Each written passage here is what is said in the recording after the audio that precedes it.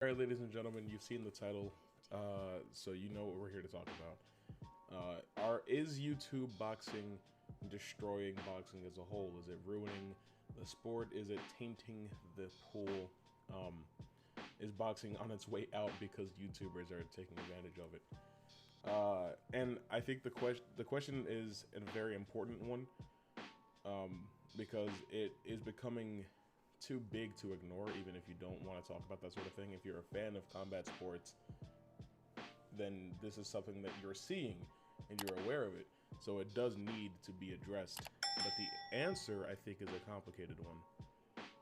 Because if I was to sum it up, then I would say no. But I would like to take a couple of minutes to explain why. Because in my opinion, and I'm not super knowledgeable about boxing. I know more about MMA than I know about boxing. But in my opinion, boxing has kind of been on a downward slope for a few years, at least 10 years, if you ask me. And that's for a number of reasons. A lot of people just don't find it that interesting to watch when they can watch MMA. A lot of people think that it's very easily riggable. And not so much that like it's rigged to where it's like, oh, I'm gonna take a dive, but more it's like, okay, well, I'm gonna pay the judges to be stupid, that sort of thing. A lot of people think that the the sport itself is just kind of like outdated. It feels like, especially with how many rules and regulations there are. It's just kind of like a let them fight type of thing. It's like watching the Super Bowl, you know? You don't want refs stepping in every 15 seconds. You just want to let the teams play. But sometimes you just can't get that, especially in boxing. Um, Now, personally, I I started enjoying boxing when I watched Ali, the Will Smith movie where he plays Muhammad Ali. Um, and so like that made me do a bunch of research. So I watched a bunch of like old Muhammad Ali fights, a bunch of old Mike Tyson fights, Evander Holyfield, George Foreman, not a lot of dudes out there. But I my favorite fighter in recent years ended up being Manny Pacquiao. I just liked his style, I guess. And so I was very excited when he was going to be fighting Floyd Mayweather, because I was like, well, I want somebody to beat Floyd Mayweather so he can shut up. But as you know, that didn't happen. Sorry, that did not happen, and there was a lot of fuckery involved in that fight as well. And I have had no respect for Floyd Mayweather since the Victor Ortiz fight. If you know anything about that fight, then you know that he won with a cheap shot that the ref just didn't see. He did not declare the fight to be back on, and Floyd two-tapped Ortiz and knocked him out and won. And I was like, well, that's kind of sus. And so if you examine a lot of Floyd's wins, a lot of them are kind of sus. It just feels like the refs and judges are not watching the same fight that I'm watching. I'm not saying that Floyd Mayweather's fights are rigged. I have no interest in getting into that debate. But stuff like that ruins the integrity and the reputation of boxing, and it makes it a lot less interesting to watch. Like, I like Canelo Alvarez. He's probably my favorite boxer right now. I like Anthony Joshua. He's really good too. But it's just like, it's hard to get attached to a sport that I'm losing respect for because of the federation that runs it and the regulations therein. Boxing just feels like this overly regulated, over policed, hypersensitive sport that just overall is not interesting to watch, and it's been taking itself out in that way. Like, it's going to have to do something drastic to compete with MMA, because honestly, even though the UFC events cost a lot more, well, I don't really pay for them anyway. I just go to the bar and watch them. I'd much rather sit down for 5 hours to watch UFC 262 than watch a boxing event, you know? And then you have what really did it for me. I haven't really watched a traditional boxing match since Mayweather versus McGregor.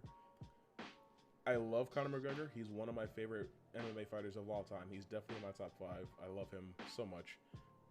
I just got a Discord notification. I have streamer mode on. What the hell is going on?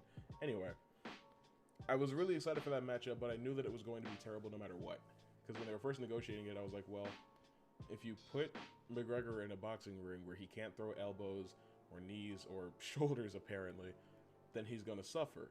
As well as boxing matches tend to go on a lot longer than UFC matches, especially when you have somebody like Conor that typically finishes his fights. He's just not going to have the stamina to go very far. But if you stick them in the octagon, Floyd Mayweather is going to die. He's going to get sliced open with elbows and ground and pounded, and he's going to become deceased. And he's definitely not going to let that happen because his record, it's too important. So I knew they were going to be boxing, and I was just like, this just isn't going to be very good. Now, Conor did perform better than just about anybody ever has against Floyd Mayweather. But, what happened to my voice? But he still ended up losing that fight. But the important takeaway from that is how much they both got paid. The important thing to take away from a boxing match between somebody that people call the greatest of all time and at that time the most explosive and electrifying MMA fighter in the world. You have these two titans. The biggest takeaway from their clash that lasted 30 minutes is the payday, because they both got paid exorbitant amounts of money. That is why boxing is being ruined. It's all about spectacle and performance and payouts and shit like that. It's not about the sport of combat. It's not about two people going in and beating the hell out of each other until somebody submits. It's just they go in there, touch gloves, throw some punches, and they both walk away rich. And yeah, that's how it works in MMA too, but it doesn't feel like that's what it's all about. When you watch Rose Namajunas breaking down and crying after she got her belt back, you could tell that this is her life. She cares about her honor as a fighter. Israel Adesanya cares about his honor as a fighter. Who's another really good example? Francis Ngannou. I disagree with letting him fight Stipe Miocic at 30 pounds heavier. That's the heavyweight division for you. But that man works hard, he trains hard, and he fights like crazy because he wanted to be champion, and now he is. That's the type of stuff that sets MMA apart. YouTubers have nothing to do with boxing being kind of less respected as it is now.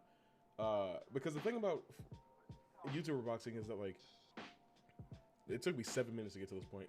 It's been around in the public eye for 3 years now, ever since Logan Paul versus KSI, and these guys are getting legitimate training. Logan Paul was trained by Shannon Briggs. Isn't that man like 60 and 5 and 1, something like that? It's ridiculous. You get these professional level, these elite level trainers, they're getting good training. They're spending a lot of money, they're making a lot of money, and it's a huge event, it's a huge spectacle. But they're just playing the game. Jake Paul, Logan Paul, they're just doing what makes sense fiscally. There's a lot of money to be made in being one of the most hated people on the internet and then offering people the opportunity to pay to watch you get beat up. That's why we all want to watch Logan Paul fight Floyd Mayweather, right?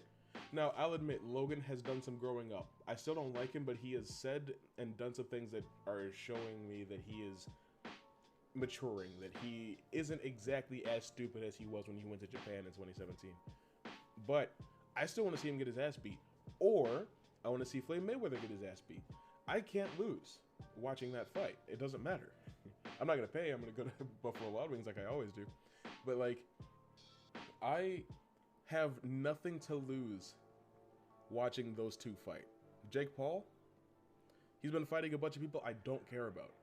I don't care about Deji or Geeb or Nate Robinson or Ben Askren, and now he's fighting Tyron Woodley. The thing about him fighting these professional fighters now is that it's a win-win for him. You know what I mean? If he loses to Tyron Woodley, oh well, he's a professional fighter. He's been fighting for years. He's been fighting for 10 years, and he was UFC welterweight champion at one point. Of course, I was never going to be able to beat him. But if he wins, if he beats Tyron Woodley, I knocked out a professional fighter who is not retired. Because Ben Askren was retired. I had absolutely no idea why he came back. It must have been for the money.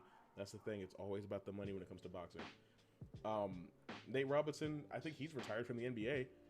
It's like, because Jake, I'm not gonna lie to you. If I fought Jake, he would knock me out because he knows how to fight. He's actually not a bad fighter, but he keeps fighting like Outback managers. You know what I mean? So it's been kind of lame watching him level up because now he's getting a really big head and we need somebody to stop him. But he's very smart as to who he's choosing to fight.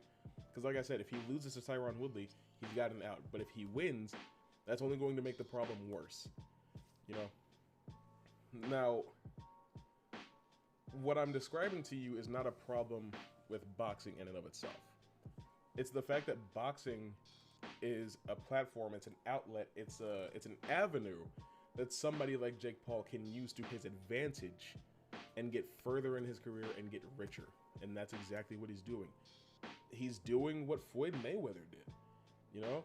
The only reason Floyd Mayweather took a fight against Conor McGregor is because he knew that he was going to win if it was a boxing match. Same as Jake Paul fighting Nate Robinson or Geeb or Ben Askren. He knew he was going to beat them. And secondly, he knew he was going to make a shit ton of money. Same as Jake Paul. Same as Logan Paul.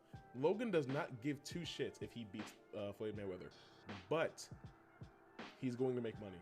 And that's the important thing. Now, Logan has talked about wanting to fight MMA. I say let him. I've seen him wrestle. He's not bad at it. Get him some Muay Thai. Get him some jiu-jitsu. I think he could actually excel in MMA. I would love to see him in the UFC. He walks around at what, like 220, something like that. I want to see him fight Francis Ngannou or Stipe Miocic or Alistair Overeem. Well, he'd probably beat Alistair Overeem, all things considered. Poor guy. But even then, he could come down to light heavy and fight Jan Blachowicz or who else is in light heavy?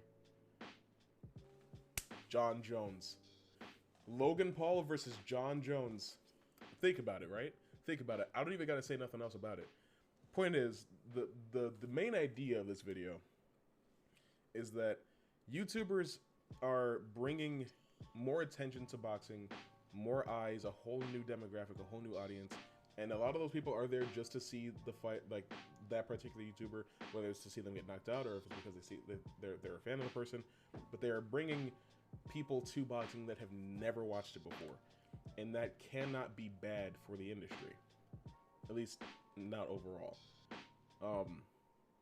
But the thing is, it's about whether or not that is what's making you lose respect for boxing. I understand if it is, but I have lost my respect for boxing a long time ago for many other reasons. So I don't personally see this as being a bad thing for boxing in and of itself. I feel like boxing being what it was is what allowed this in the first place. That's all I really have to say about that. If you guys agree with me or not, let me know in the comments. I'd actually like to hash it out with you guys this time. I would really like to debate this topic in the comments if you guys are willing. All that being said, though, that's all I got for you, and I'll see you next time.